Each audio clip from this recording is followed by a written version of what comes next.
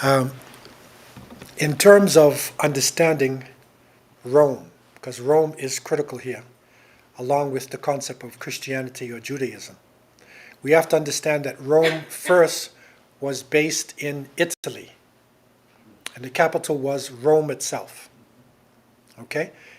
But they had problems because they had enslaved thousands of people, and they enslaved the Germanic people of the north, and there were rebellions, people they call barbarians. Then there was the Huns. Then there was a number of groups attacking them. And they lost power. Corruption also came in. Rome became the most corrupt, filthy place on earth in terms of morality. They lost their moral compass, and it went down. And while that was happening, Constantinople, which is we know present-day Istanbul, that's the side controlled by Greeks. That's the Greek side. That's not Latins. The Latins are more in Italy and Rome like that. So the Greeks are on the other side.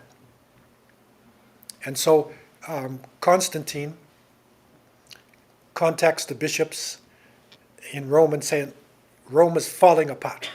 You want to keep it alive? We will make Rome alive again. We'll make a new capital for Rome.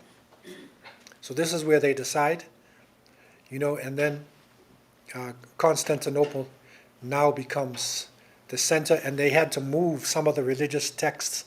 They had things hidden in vaults, all their stuff. They had to move it because the barbarians were coming. The Germanic people, the people who were slaves, who were tired of this.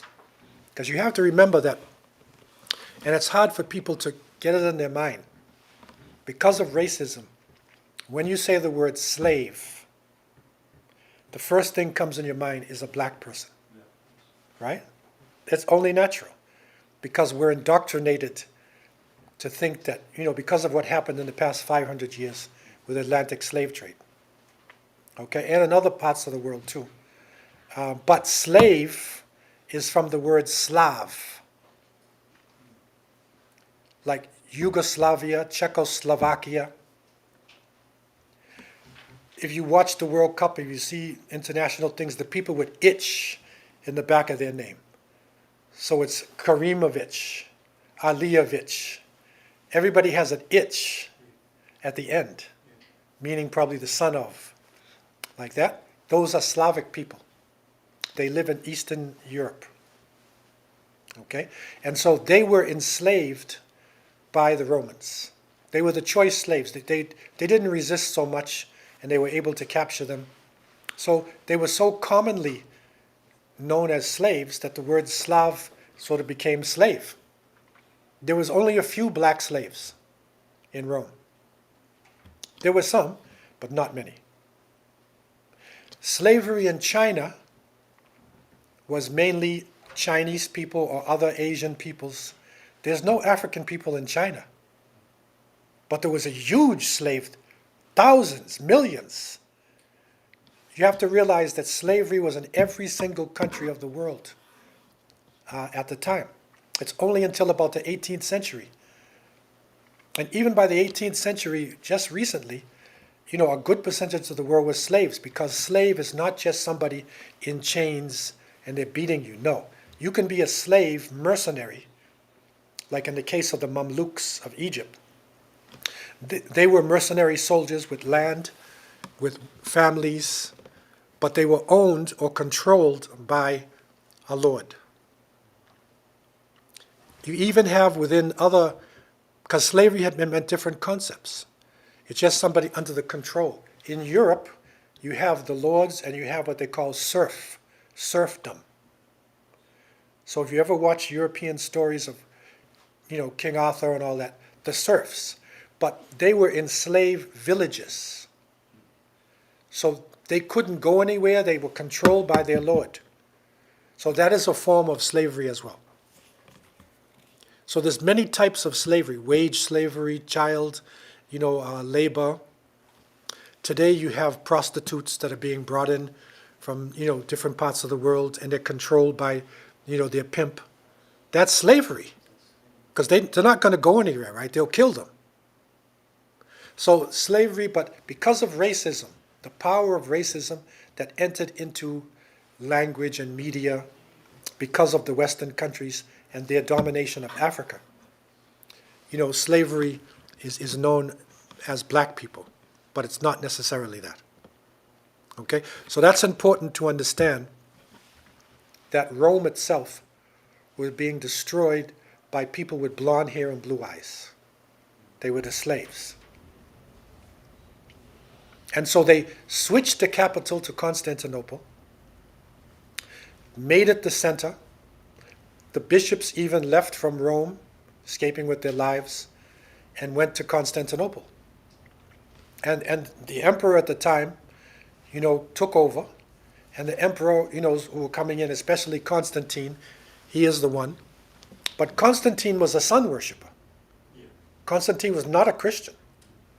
But he allowed the Christians to come in because he could see the growing power of Christianity and the weakening of sun worship.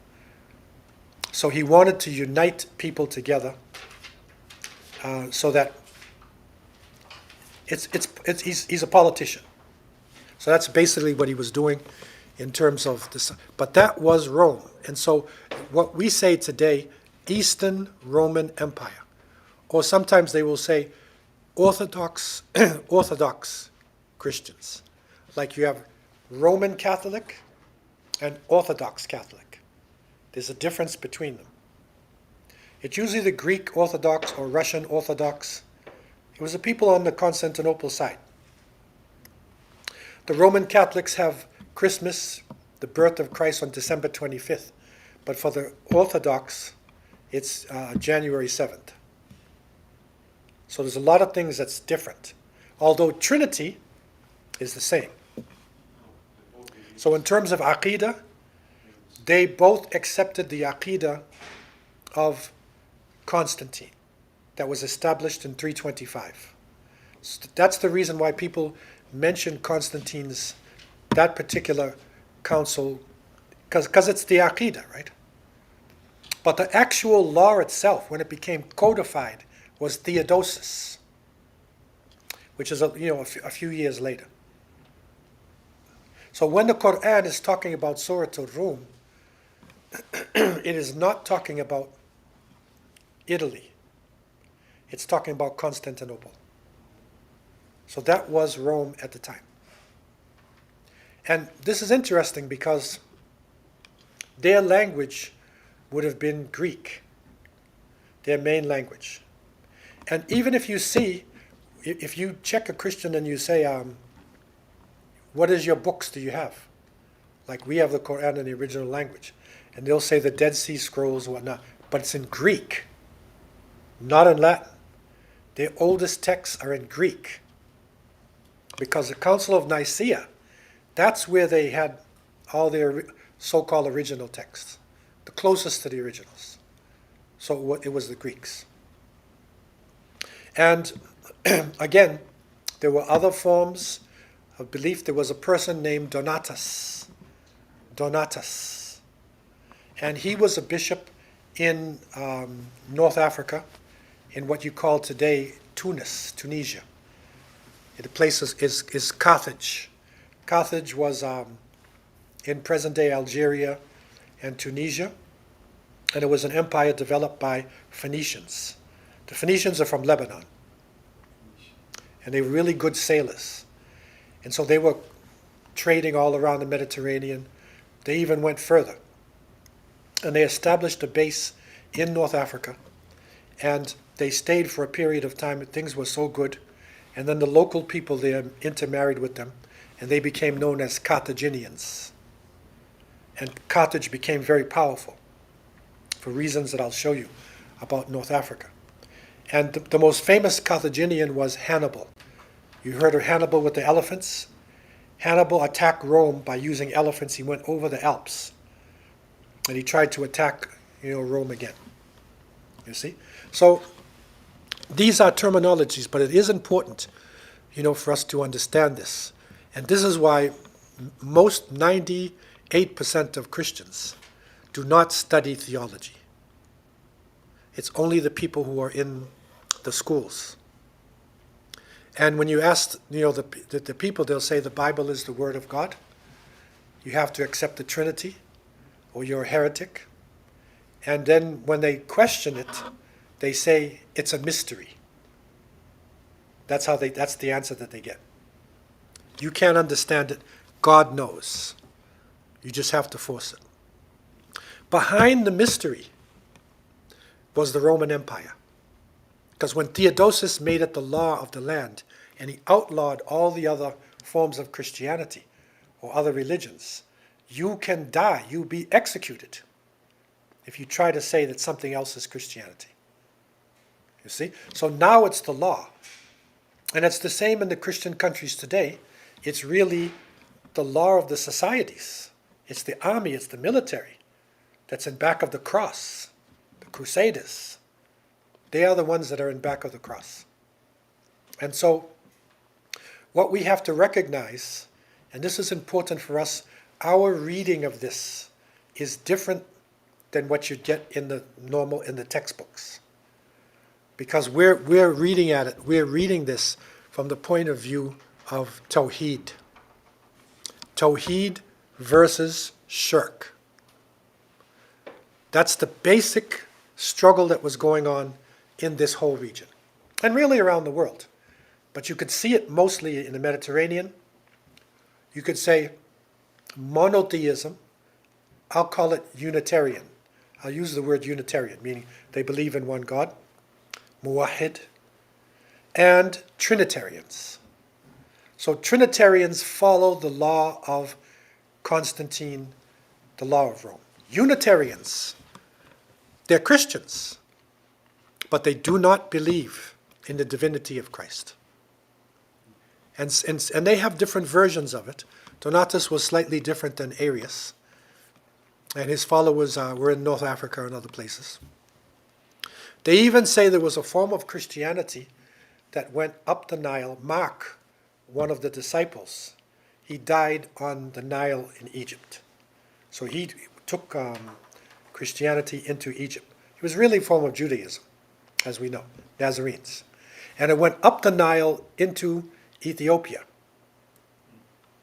And we see traces of that because in the time of the Prophet ﷺ, the Najashi was there. The emperor of Ethiopia was Christian. And the struggle that was going on inside of Ethiopia, because if you follow the story of Najashi, you'll see that there was a revolution happening. He accepted Islam. First he accepted the Muslims, protected them. And then he became Muslim, but he kept it secret. Because there was a struggle going on in his country between Unitarian, Trinitarian. You see? And the Sahaba were actually ready to leave. They thought Najashi was going to be killed. But then Najashi was victorious and they stayed a few more years. Right? So that was the Unitarian, version of it.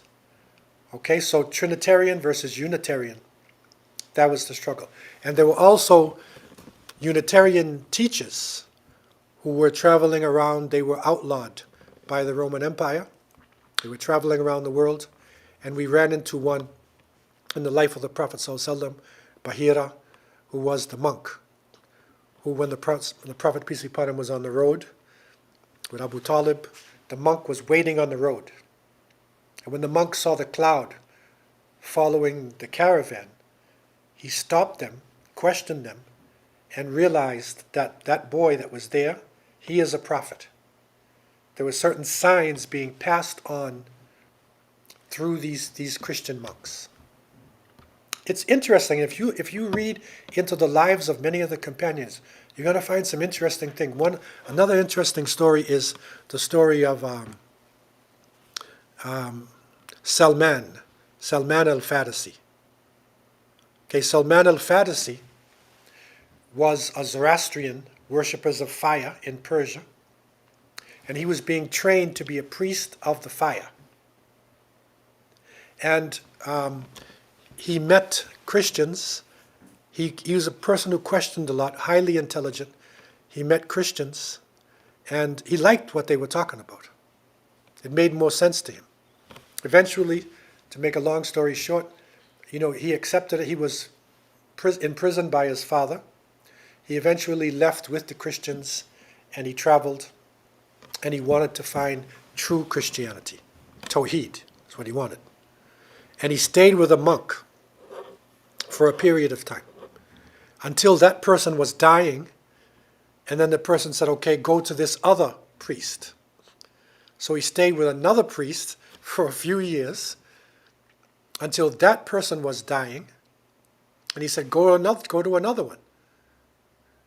And so he went to another one, and that one said, before he died, that there is a prophet coming in a city in between two lava beds. And he has certain signs. So the monk taught Salman certain signs to know whether this man is real or not. Okay? So Salman, who's an amazing person, gets himself captured as a slave, and he's taken into the area of Yathrib, because he knows that he believes that's the area. And he's taken to the Prophet ﷺ, and then he brings some dates, and he says, this is sadaqah. This is my official charity. So then the Prophet, peace be upon him, took the dates, thanked him, and gave it to his companions. Because prophets do not eat sadaqah. The next day he came back and he said, this is hadiyah. It's a gift. The Prophet ﷺ ate and then gave it to his companions. The third day, he was looking toward the back of the Prophet, peace be upon him, and the Prophet knew what he was doing, and his clothing, it used to be, had a round neck and is loose. It's sort of like Mauritanians. I don't know if you've ever seen West Africans. They have a loose top, and you can flip it like this, and you'll actually see here. So just the neck, and it's like that. And many times you have nothing underneath it. That's just all you have. Okay, so he knew what Salman was doing, so he flipped it, and he could see his back. And Salman saw the khatam, the seal, in between his shoulder blades. And then he fell down crying, and the Prophet ﷺ knew this man is inspired.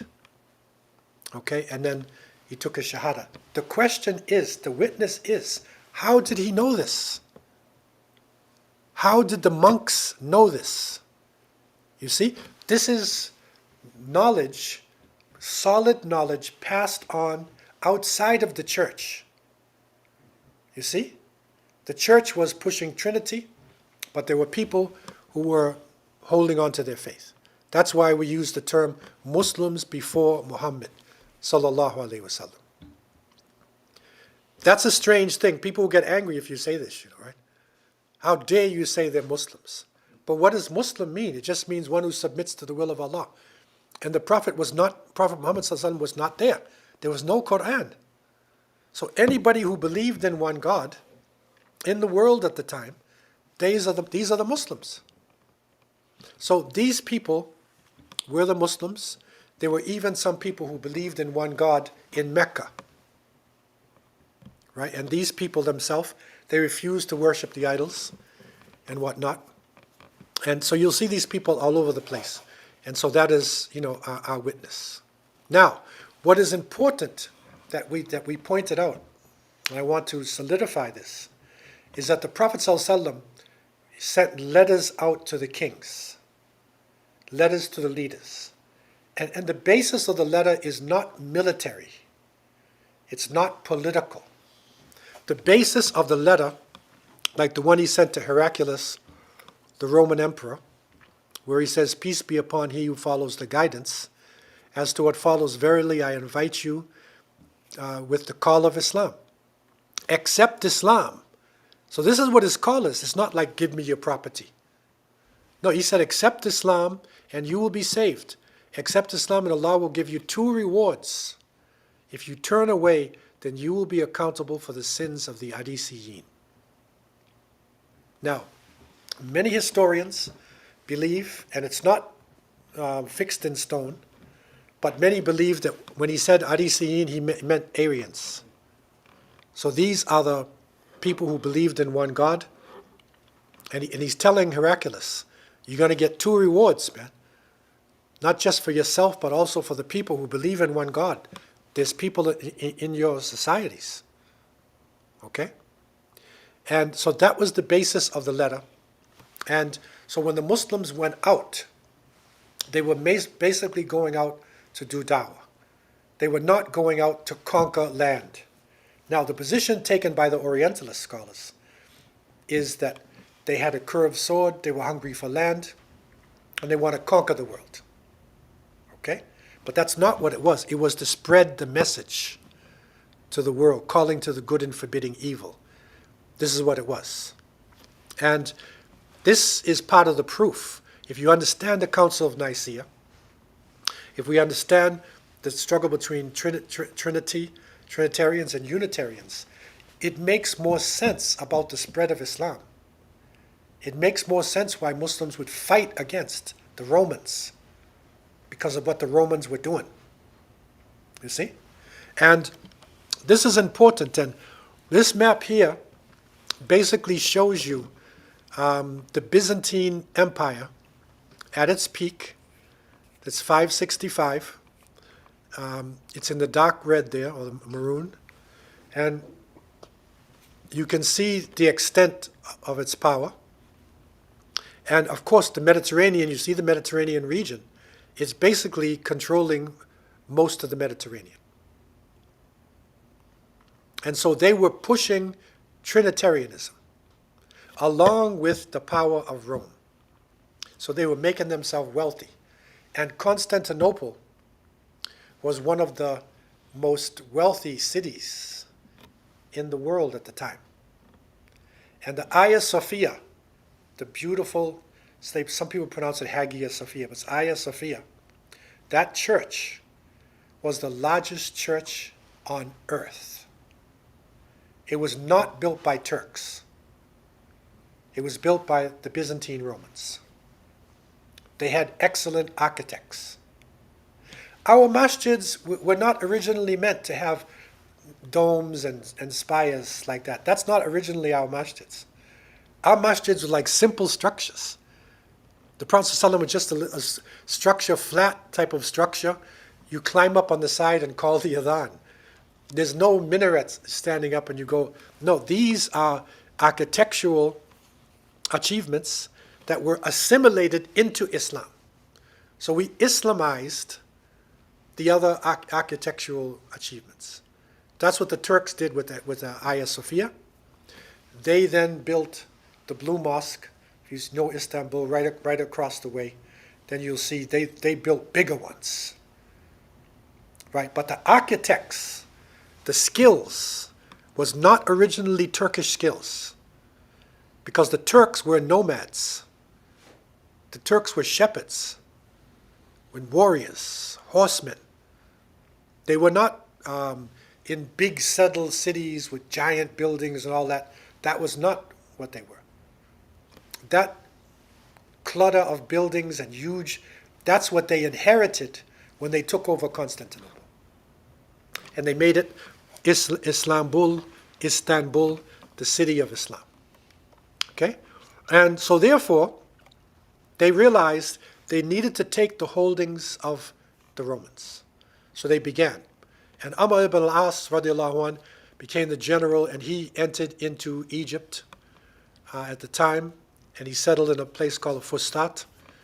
And there was no Cairo at the time. He studied there. And then from there, they went right across. Now, if you remember that map of Byzantine Rome, they were basically taking back the property of the Romans. That's what they were doing. And that was a struggle because they were in a struggle against the Romans, and that's military. But it's not the spread of Islam, because you can't spread a religion by chopping people's heads off.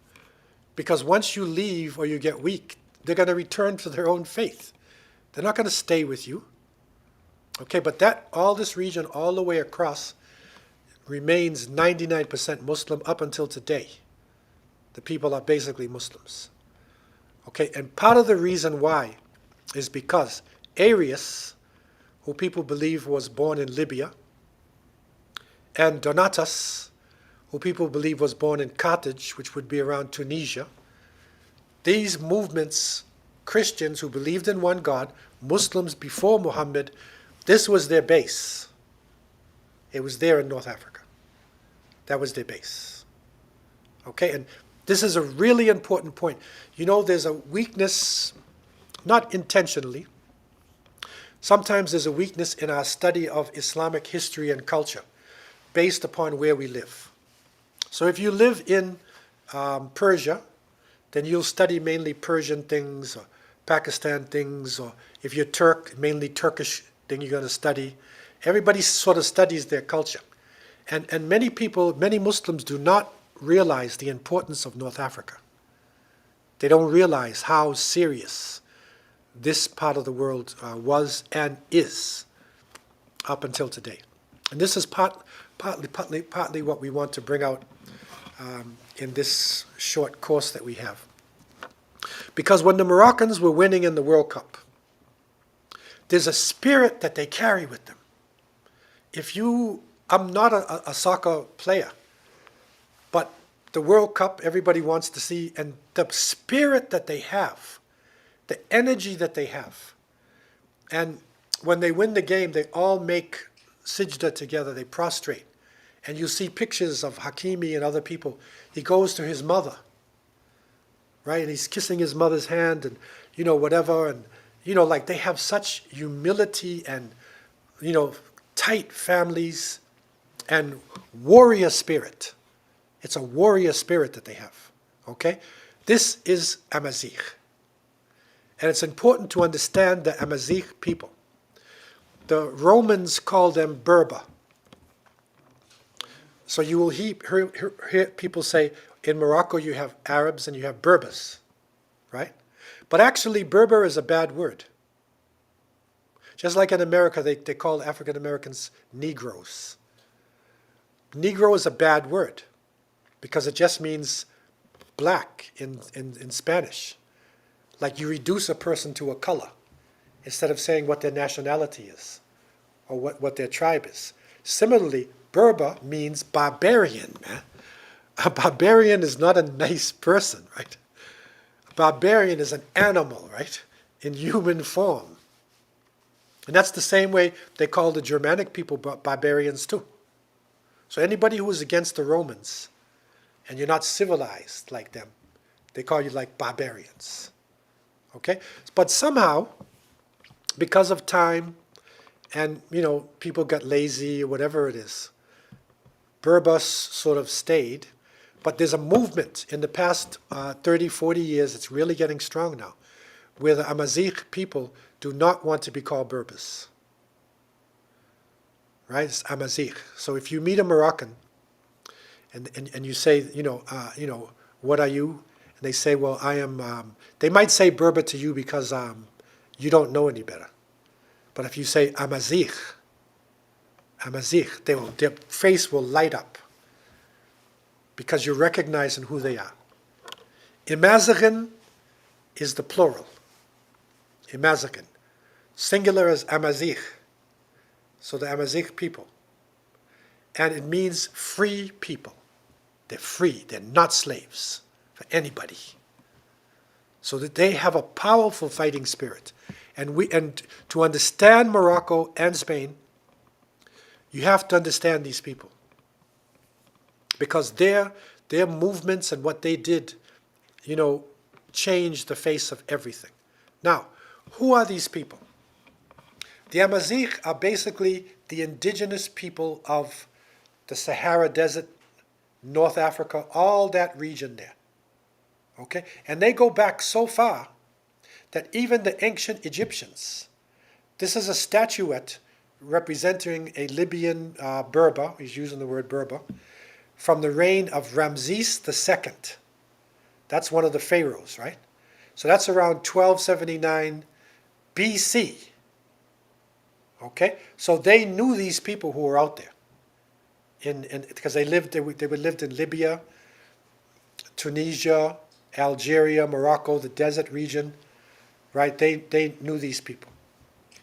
And basically at that time, the original Amazigh are basically African. They're black people. I'll be brutally frank.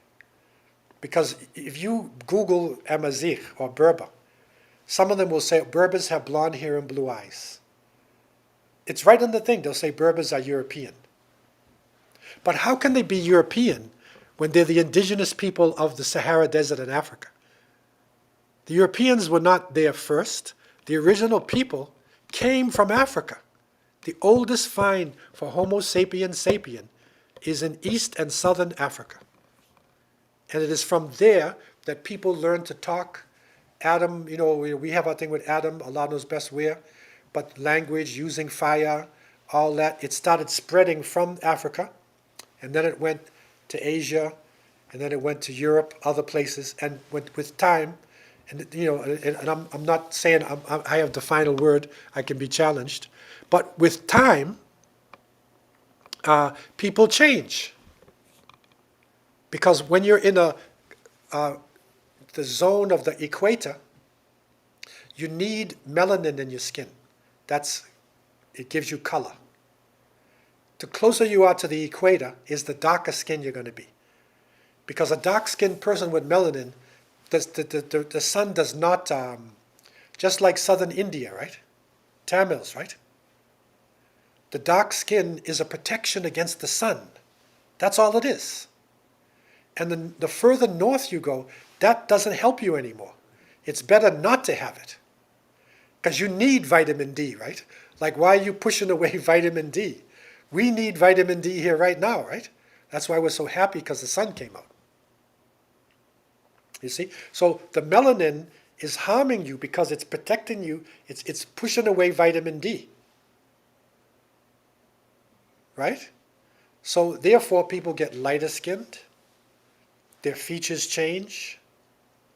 These are physiological changes that human beings go through to different continents and different places. So the point is, not to belabor it, the original Amazigh were basically Africans who moved up to the desert and then moved up into North Africa. Now, if you look at Africa itself, and again, this is another continent which is really misunderstood, especially by Muslims. Africa is so big that you could put China and India inside of Africa and you still got space. Think about this, right? China and India fit in Africa and Europe, and there's still space. It's a huge continent, man. It's a huge place. And we also find, you see different types of, there's desert, there's savanna, right? Then there's your jungle rainforests, right?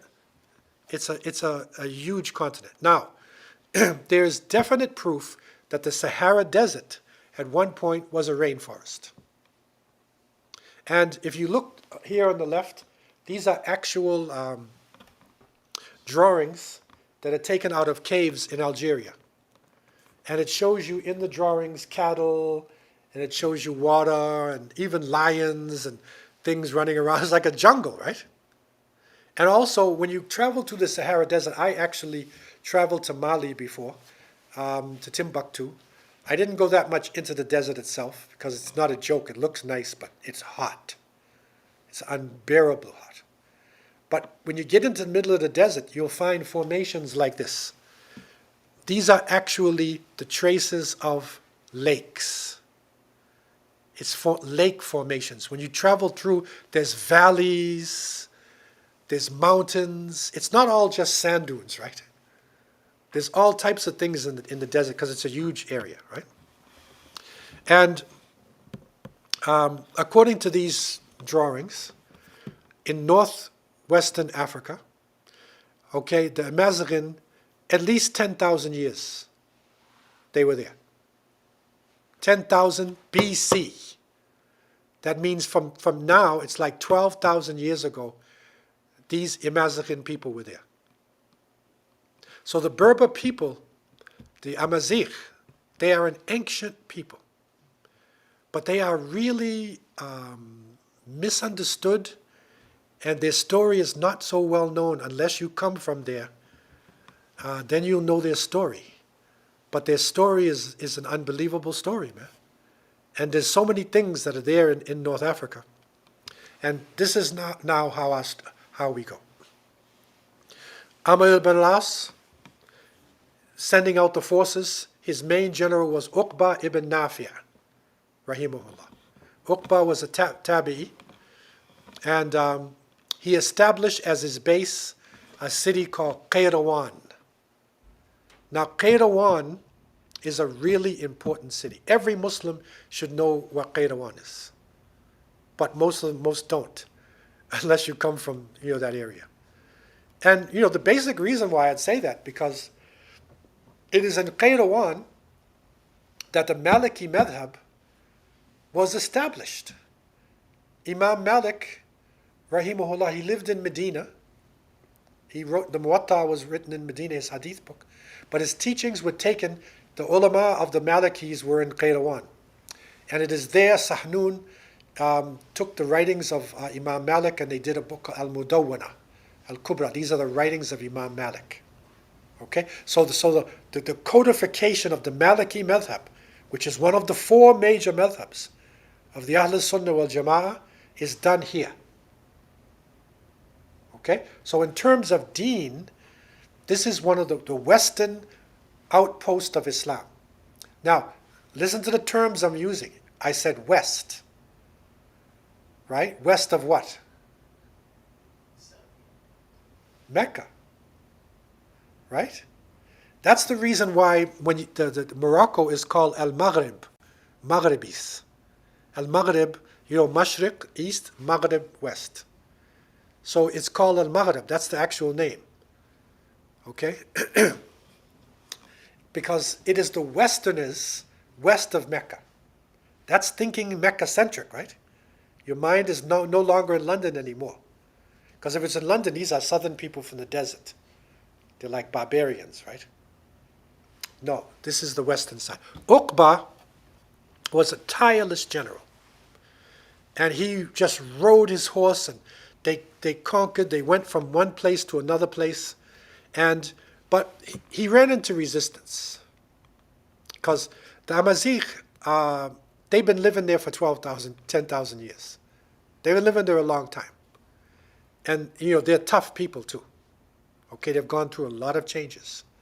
Now, the northern Amazigh people, because the coastline, remember the coastline they came in contact with the Greeks. They were colonized by the Romans. You also have, remember the Phoenicians, right? They formed Carthage. Phoenicians are Lebanese, light skin. And you have a group that came out of Spain called the Vandals, that we'll talk about later. They were there for 100 years. So they intermarried with the Amazigh people there. That's where you get the blonde hair and blue eyes. That's where it is. So the neutral position, the most solid, is to say that Amazigh have different types. You have some that are blonde hair, blue eyes. You have some that are olive complexion. And you have some that are dark skin, brown complexion. There's about seven languages amongst them. Okay? And these are the ancient languages of the people who lived in that part of the world. Uqba had a problem because the Romans were fighting from the sea. They came in on their boats. And so if he brought his soldiers too close to the water, they get attacked from the ocean. And the Amazigh that were resisting fought from the mountains. So what he did was he established Kairouan in the flat area, in the desert, because that's what the Arabs, mainly and Muslims, knew. They were horsemen. They loved the desert, right? Our Sunnah came out of the desert, right? Tayammum. We're ready for the desert. So he established Kairouan there from nothing in the desert. They dug, holes and they bore holes and they made huge cisterns of water, and they established the city of Kairouan. And so this is Masjid Uqba ibn Nafi'. And if you get a chance to travel to Tunisia. Of course, you got to go to Mecca, Medina, Jerusalem first. I mean, get that out the way. But if you're looking for places in your basket, whatever they call it, my basket thing, I want to go, my bucket list, right? Don't say Paris and Rome. Go to some Muslim places, right? Go to Tunisia. Tunisia's a beautiful country, amazing country. And this is the masjid of Uqba ibn Nafi'. That's the inside of the masjid. I visited there myself. And beautiful. It's one of the oldest masjids in the Muslim world too, because they kept it intact, and it was not really knocked down or anything like that by people. So this is where Sahanun, they put together the Maliki madhab in this. So this is how the spread of Islam is looking. You can see where the circle is there. That's Kairouan. Okay, so that became the western capital of Islam. Remember Damascus, you have Medina, Mecca, Damascus, then you got Iraq, right?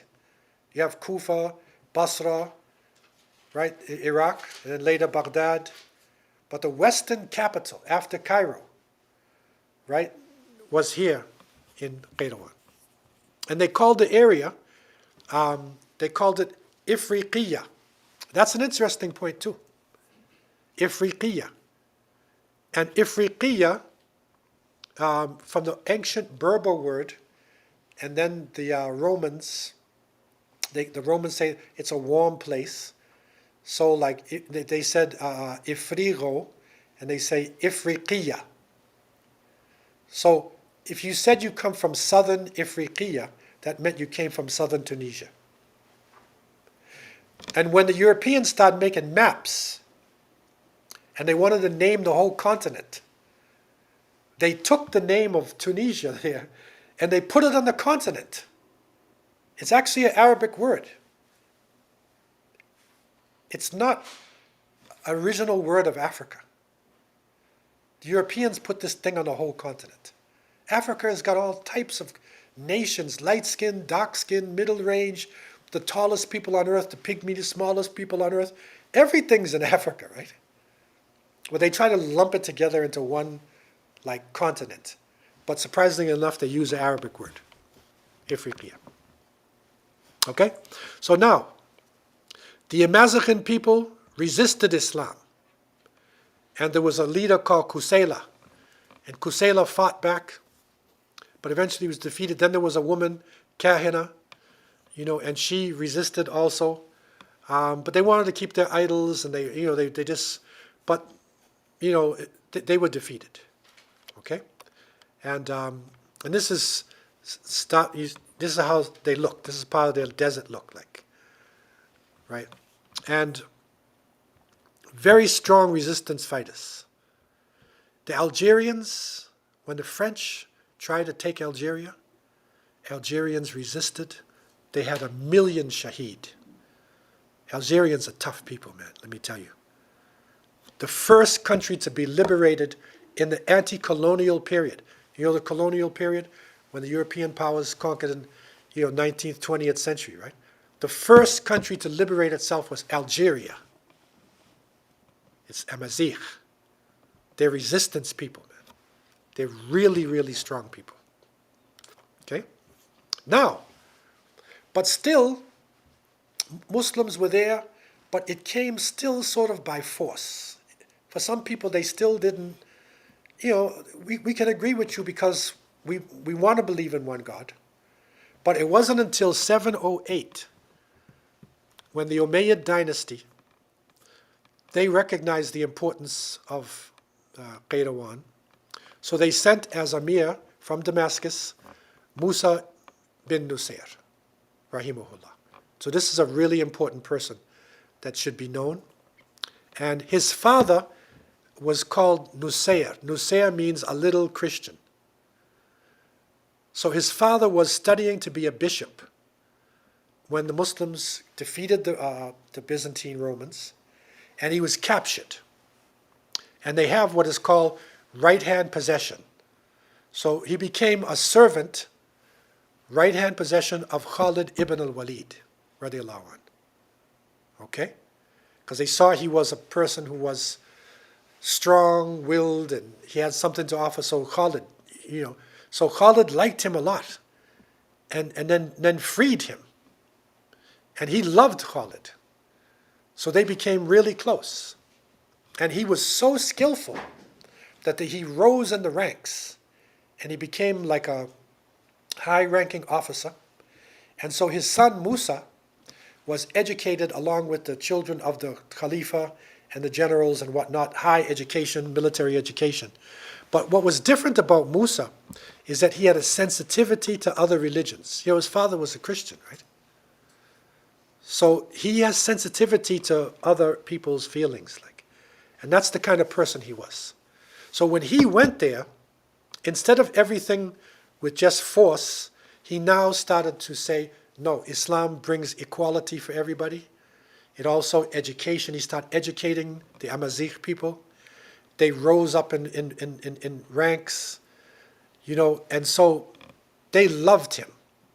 And they saw that Islam was improving their lives, along with their belief in one God. And so they started entering Islam in crowds under Musa bin Nusayr. So that was a major change, for the Muslims. So this is there, and across the ocean or the sea, you see Musa's there. This is Ifriqiya here, but you see right across, Al-Maghrib goes right across here. Tunis, Jazair, which is Algeria, and right across to Morocco. So all of that is, you could say, Al-Maghrib, area. Right across, it says Spain. I'm calling it Iberian Peninsula because it includes present-day Portugal. So it's not just Spain, right? It's Spain and Portugal. But at one point, it's the same. Now, if you look how close this is, look at this map here, and look right down at the bottom where the entrance to the Mediterranean is. You see, it's a small entrance to go in, and if you're going around this loop, and if you're traveling to Spain soon, and you go to Malaga, you're going to be right here. If you go along the coast there, you can go to a section called Gibraltar. And Gibraltar is still controlled by the British, so you need a British visa to get there. Canadian, you're okay. But it's not Spain. Because the British, after World War II, that's a key place for fighting, right? It's the entrance of the Mediterranean. So the British controlled it and didn't give it up. Okay? But if you're moving along the coast right there, which I've done before, alhamdulillah, on a clear day, you can see Morocco across. You can see it. Beautiful, beautiful view. And that's how close they are to each other. So it's not like a huge distance. They're actually very, very close geographically to each other. All right? Now, where does the name Al-Andalus come from? Because that's the name we give to Portugal and Spain, Al-Andalus. And there's a lot of opinions, but it seems like the strongest opinion is that comes from the land of the Vandals. And they said Vandalusia, and then it became Andalusia, and then it becomes Al-Andalus. Okay? So the land of the Vandals. Who are the Vandals? The Vandals are a Gothic people also. They are a Germanic type of Gothic people, and they settled into the Iberian Peninsula, and they were known to be people who believed in one God. They refused to accept the Council of Nicaea, and that was a strong thing about them. And at one point, they even crossed and they conquered North Africa, and they ruled in that area for a while in North Africa as well. And so the name generally, it's stuck from Vandalusia, it's stuck there. And there are a number of different peoples who were living there in that area. Musa bin Nusayr is there. There's Andalusia. And at that time, another group had come in called the Visigoths. They're also a Germanic type of people coming from the north. And they came in, although they have some people who believed in one God, but their rulers accepted Rome. And so they brought Trinity into this area. Okay? And the leader at the time, when Muslims came, was called Roderick. Right? He was the leader. Now, the population, there was Unitarian Vandals, there was Unitarian Visigoths, okay? And Jewish people were there. This is a big shock for a lot of people. And if you go to Toledo, right, you're going to see even Hebrew on the things that, the Jews are reclaiming Toledo as their city. Now, what is the claim of the Jewish people? Their claim goes back to 586 BC, when Nebuchadnezzar and the Babylonians sacked Jerusalem and destroyed the Temple of Solomon and exiled the people. Some of their nobles, some of their families traveled across the Mediterranean to Iberian Peninsula. And they settled from that time. That's a serious amount of time, right? Not large in numbers, but they settled from way back then. Now, when the Visigoths came, teaching Trinity and forcing it on people, these groups were being oppressed by the Visigoths.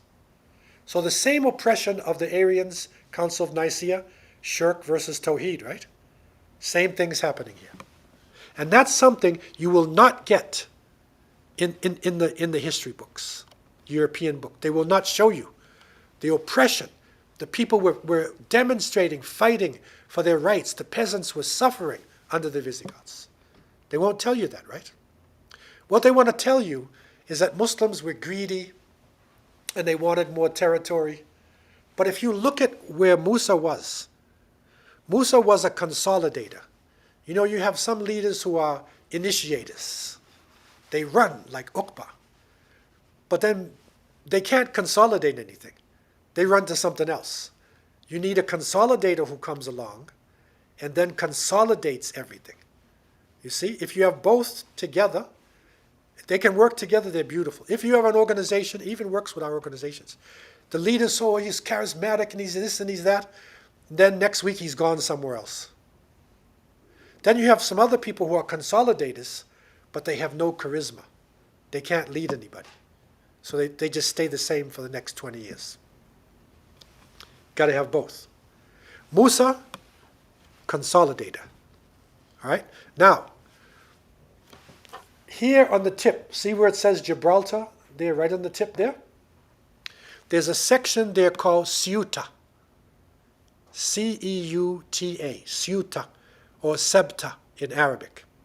That is controlled by the Spanish up until today. It's controlled by the Spanish. And there's another section called Melilla, which is there as well. It's controlled by the Spanish. And when the Muslims took over, the Spanish, they said, okay, we accept you as Amir al-Mu'mineen, we're Christians, we'll pay jizya. Jizya is the poll tax, it's less than zakat. We'll pay you the jizya, and we'll live under you in peace. So they said, fine, because Muslims allow Christians, Jews, other people to live. So they allowed them to control, Ceuta. They paid their tax, they were underneath the Amir. Muslims, were the ones who were the police and whatever. But Ceuta section is there. The leader in Ceuta, whose name was Ilian, or Julian they would call him,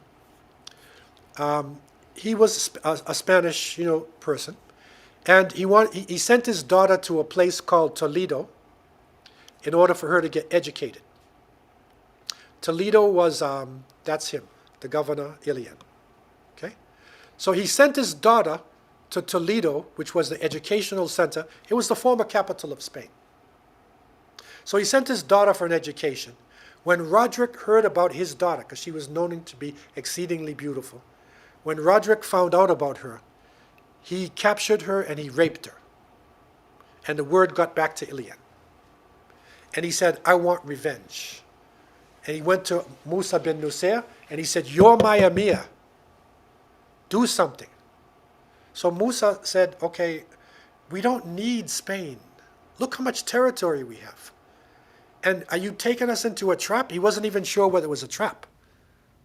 Because Ilian might be working with Roderick and to get them across and then trap them, right?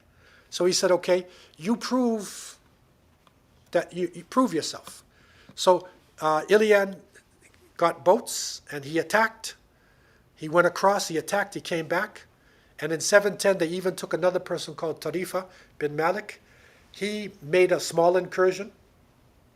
Okay? And they came back. So then Musa said, he's for real. He's real. And in 711, he then sent his general, Tariq ibn Ziyad. And Tariq ibn Ziyad is another important person that should be known. Okay, Tariq ibn Ziyad. Tariq was, he was a Berber. He was Amazigh. But he could speak Arabic. He was a great leader. See, Musa's an intelligent person.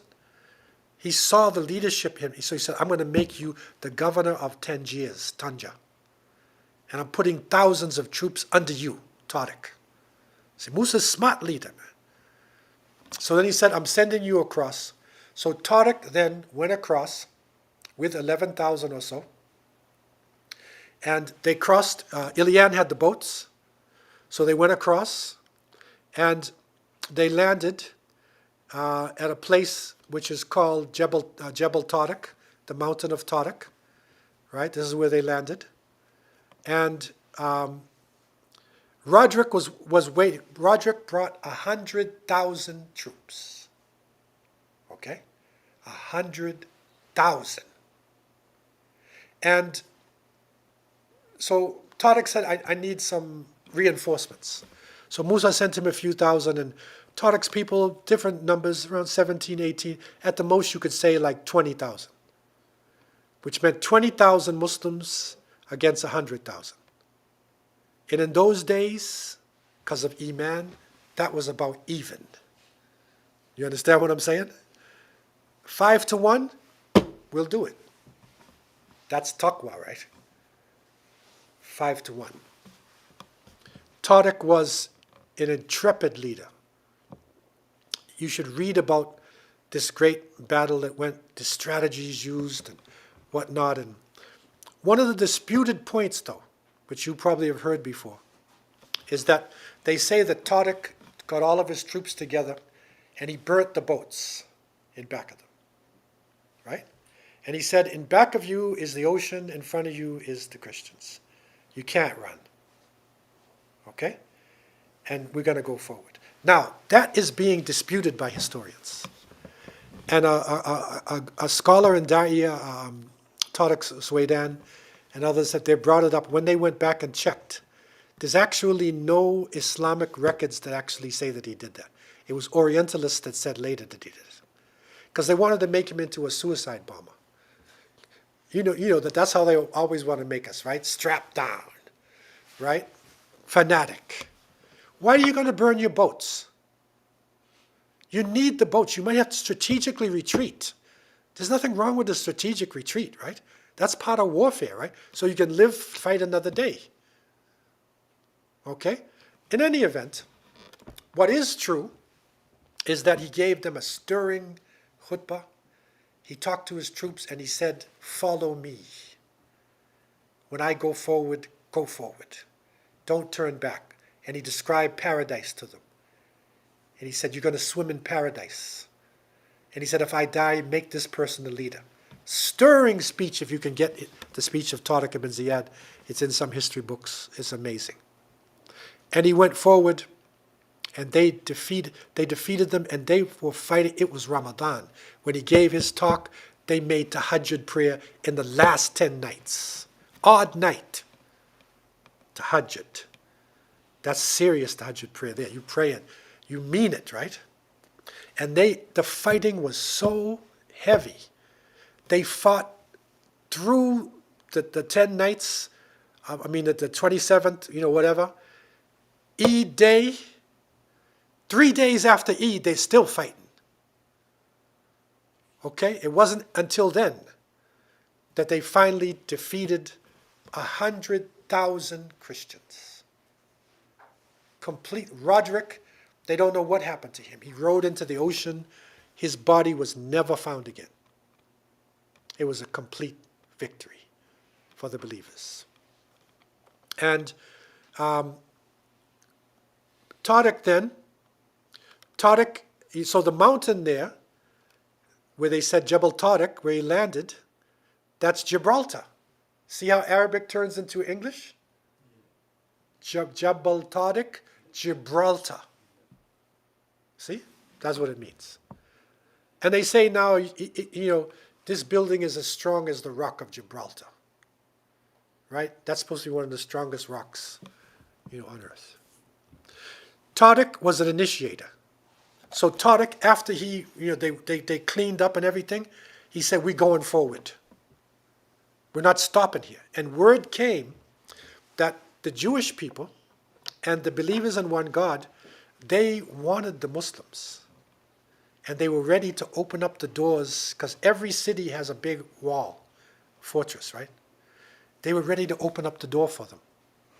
So Tariq went forward, and he continued to go north, city after city. They're opening up the doors, he's taken the city. He's only got 15,000 people left right after the battle, right? There's no huge army, but they're opening up the cities. Because the Muslims said, you don't have to become a Muslim. We're not going to enslave you. Your women are safe. Your leadership can stay, but we're going to govern according to Islam. People said, that's fine. Taxes lowered. People said, that's fine. They were suffering before, you see? So he went forward, and Musa bin Nusayr, the next year, in 712, he went across to consolidate. Now, there's different opinions. Some people say, Orientalists, of course, they say Musa was jealous of Tariq because he's going to be famous, right? Rock of Gibraltar, man. I want to get some of the fame. No. Islamic historian looked different. He was a consolidator, and he knew that Tariq is like a wild horse. But after you leave that city, you got to consolidate it, man. Otherwise, they can reverse back. So Musa came and consolidated, and they continued all the way through Spain. They went north until they reached the northern part of Spain in a place called Leon. High mountain areas. And some of the people they were fighting hid in the mountains. And when the Muslims reached these high mountains, they said, it's not worth it. But historians said, if they had known what was going to come back out of that mountain, they should have gone up there in that mountain. But they didn't. But 98, 90%, 95% of Spain was underneath the Muslims. France, there's another huge mountain chain called Pyrenees Mountains. It separates Spain from France. So it's a natural stop. Okay? So now, what happened was, the Muslims were there, and the leadership now was in Al-Andalus. It's more than this in the picture. But the problem was, the leaders for decision making, it had to come from Kairouan, which is the capital, right? Or Damascus. And that's a long way. There's no cell phones, man. There's no how are you going to make major decisions? And so, but still, for 40 years, Muslims, the people of Iberian Peninsula, they had freedom like they never knew before. But they needed a leader. Something had to happen. Okay? And this is where we leave off for this particular, section. And just so you know what's coming ahead, Allah subhanahu wa ta'ala raised up one of the greatest leaders in Islamic history, Abdurrahman al-Dakhil.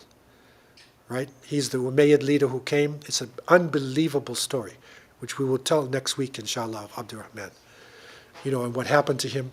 I want to open up the floor for any questions that anybody has in the next few moments that we have before the end of the class. So the floor is open. So now you see the Amazigh people, the resilient people that are there. Arabs coming across, bringing the religion. Amazigh now taking it, going into into Spain. So all of these are important people to know. Question. Yeah.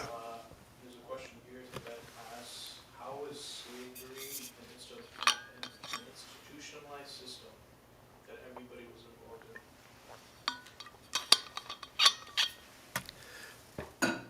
Slavery, in a sense, is one of the weaknesses of human beings.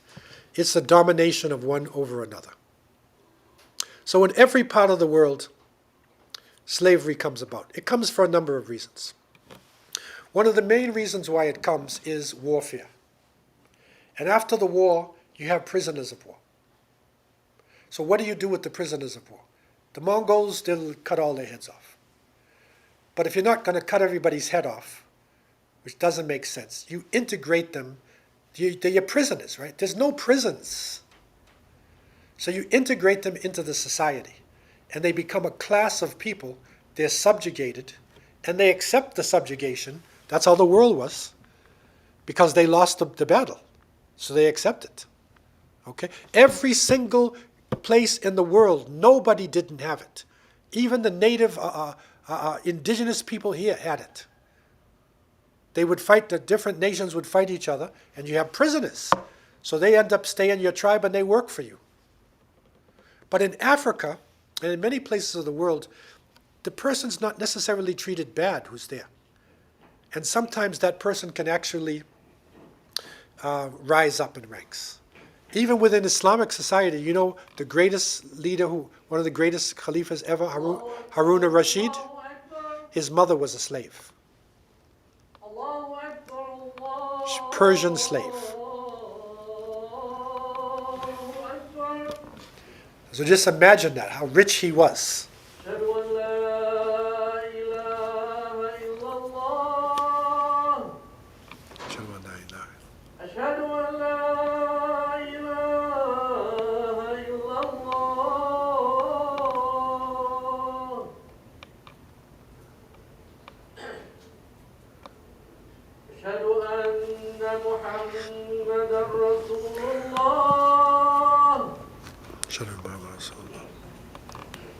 أشهد أن محمدا رسول الله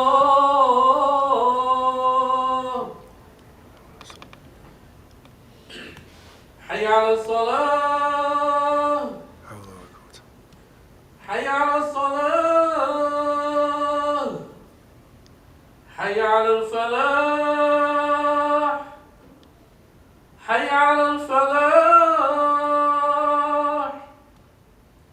الله أكبر الله أكبر لا إله إلا الله. This issue of slavery is a big discussion. The Prophet ﷺ was phasing it out. So all the forms of slavery was being, the only thing left was, like in the case of a prisoner of war, right-hand possession, and that person eats the same food as the one who controls them. They can buy their freedom. It was being phased out. We don't need it, right? But as Islam spread and imperial empires developed, some Muslims started doing things like other people start doing, in terms of slaves, okay? But it's not part of Islam to actually have slaves. And right now it's phased out. It's agreed by the ulama. There's no need. It doesn't exist now, okay? So the concept is a little bit different. Question? That was one question. Yeah. Can you quickly remind me, in Spain you had the Jews, the Visigoths, and the Al-Andalus. The Visigoths were oppressing the Andalusians, and they were Trinitarians? Yeah, so some of the Visigoths believe in one God, but basically the leadership accepted the Trinity, and they represented the Roman Church. So Roderick was Visigoth. Now the original Andalusian people, they say there's a people in Miston times. At one point there were Celtic people there. The Celtics are like Irish, like. There were Celtics, there were other groups, and then there was Vandals, and then Gothic people came, different peoples, came in, to Al-Andalus. No. So inshallah next week we will continue on and to see, what happened, when this 40-year period, it reached the climax point. So have a safe journey home. Subhanakallahumma wa bihamdika nashhadu an la ilaha illa anta nastaghfiruka wa natubu ilayk. Akhir da'wana alhamdulillahi rabbil alamin.